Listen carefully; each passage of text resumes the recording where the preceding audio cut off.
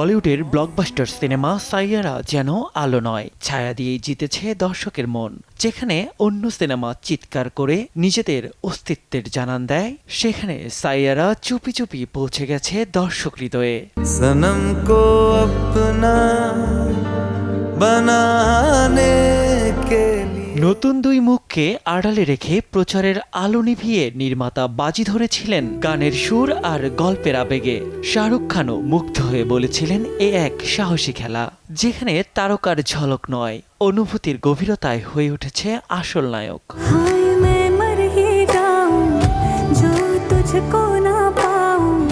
শুরুর দ্বিধা কাটিয়ে আহান পান্ডেও যেন সেই গল্পেরই অংশ, নরম থেকে দৃঢ় হয়ে ওঠার এক দুর্বার যাত্রা। আর শেষ পর্যন্ত সাইয়ারা প্রমাণ করেছে, কখনো সবচেয়ে জোরালো শব্দটাই হয় নীরবতা।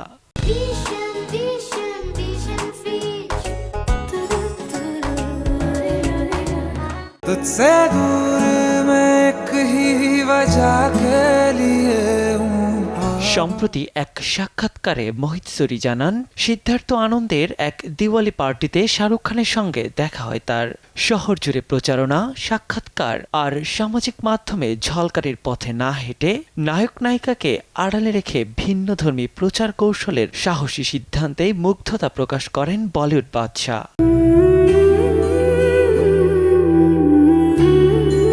পরিচালকের ভাষ্যমতে আহান পান্ডেকে প্রধান চরিত্র ক্রিশ কাপুর হিসেবে বেছে নেওয়াটা মোটেও সহজ ছিল না। আদিত্য চোপড়ার সুপারিশ থাকলেও প্রথম দেখায় আহানকে বেশ মিষ্টি আর নরম মনে হয়েছিল নির্মাতার। কয়েক দফা মিটিংয়ের পর তাকে ফিরিয়েও দেন মোহিত। কিন্তু এখানেই গল্পের মোড় ঘুরে যায়। আহানের একাগ্রতা, পরিশ্রম আর অভিনয়ের প্রতি নিষ্ঠা শেষ পর্যন্ত মন জয় করে পরিচালকের।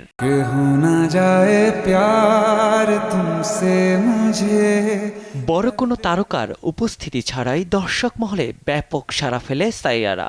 শেষ পর্যন্ত বক্স অফিসে ৩২৫ কোটি রুপি আয় করে নাম লেখায় বছরের অন্যতম ব্যবসা সফল চলচ্চিত্রের তালিকায়। নিয়াজ শুভ, সময় সংবাদ।